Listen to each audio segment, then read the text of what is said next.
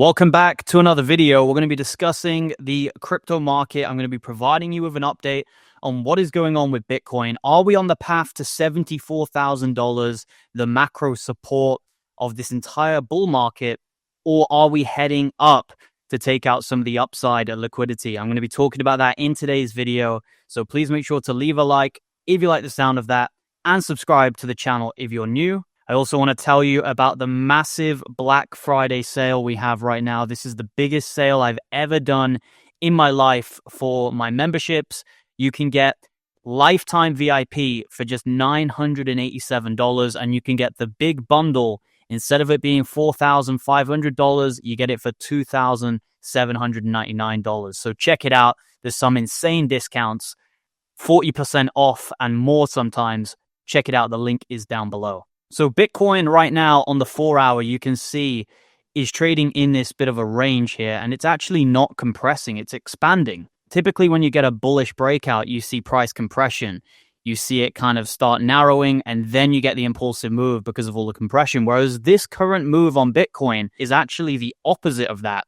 We are seeing expansion in terms of the fluctuations, and we keep projecting at this upside rejection point, at this resistance. Many times now, multiple different times on the 4-hour, we have rejected from this upside resistance. And I personally believe we are probably going to reject again here. And if you look at where we will find support, it actually lines up perfectly with a major macro support level on Bitcoin, which is around the $74,000 region.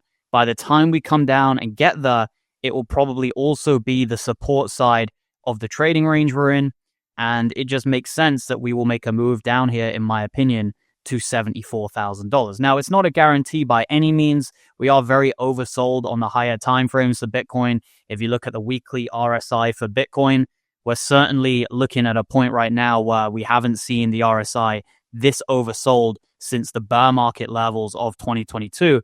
But it could still go down even further if we are going to bottom out here and kind of, end this bear market that we've been in. Now, a lot of people are debating what is a bear market. For me, it's pretty simple. The same way that people define a recession as 2 negative consecutive GDP quarters, I define a Bitcoin bear market as 2 consecutive closes below the 50-week moving average. Every single time we've done that, we have essentially entered a prolonged period of downward price action, and we have exactly done that here. So for me, we have entered a bear market. The real question is, how much of a bear market will this be? Will it be a really brutal bear market? Will it be a short-lived bear market? Will we just go to 74K, or will we go down to 40K? Those are the real questions. And if you haven't already, make sure to watch one of my recent live streams. The title was just Bear Market. If you go on my channel, go to live streams, you'll see that I did an entire stream on my bear market levels for Bitcoin. I went through all the different support regions that I'm looking at. So I strongly recommend watching that if you want to see exactly where I think we're going in the bear market. But like I said, we have a major macro support range around $74,000. And it just makes sense, since we lost the 50-week moving average, that we will pull back to that macro support range. The reason this is such strong support, by the way, is that it was previous all-time highs back in March 2024. We all remember that rally before the halving when we broke out, and everyone thought we were going to 100K, only to then have 8 months of sideways price action pretty much. But this is massive support because we flipped the previous resistance into support during the tariff crash, and it seems like we're on our way back down there right now. Now, obviously, there is a bullish scenario, which is we get a breakout move here, and we could maybe look at something like 94 or 96K. That's where a lot of the upside liquidity is. Some of it's at 98K as well. But to me, I just think most likely we are going to continue down here as we are in a downtrend. And when we look at the S&P 500, it's not necessarily filling me with a lot of confidence. It has a massive bearish divergence on the higher time frames. And if you actually go and throw the fibs on the S&P 500, it is not a coincidence where it rejected. And I was talking about this in my VIP voice chats as a potential area for rejection on the S&P 500. And you can see exactly where it rejected here was right in that fib pocket. And since it got a clear weekly close rejection there, I believe it is most likely that the S&P 500 will pull back to its previous all-time highs somewhere around 6,150. That is my current base case on the S&P 500. And then hopefully we can hit that, get a bounce, and then start moving higher, maybe into mid next year. Now, I want to talk a little bit about mid next year because there are a lot of positive catalysts potentially when it comes to risk on assets for mid to end of next year. We have the one big beautiful bill. We have the $2,000 stimulus check that Trump is supposed to do.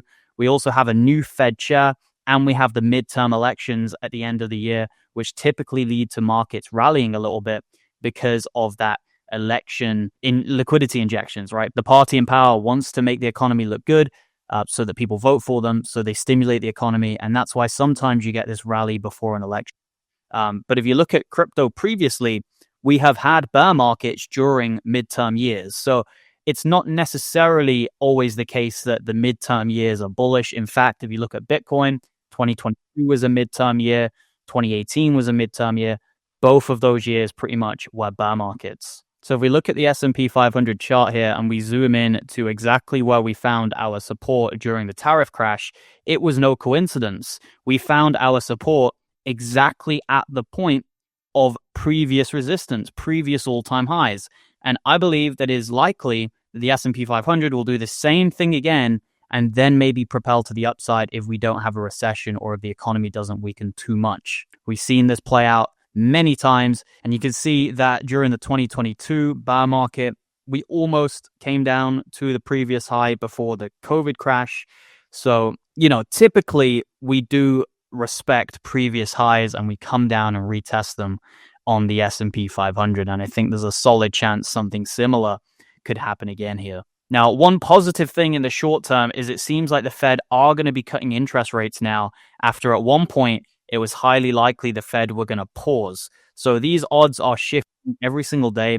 It's very important that we keep up to date with them because this is really going to impact the markets. Now, I've told you guys my strategy when it comes to Bitcoin already.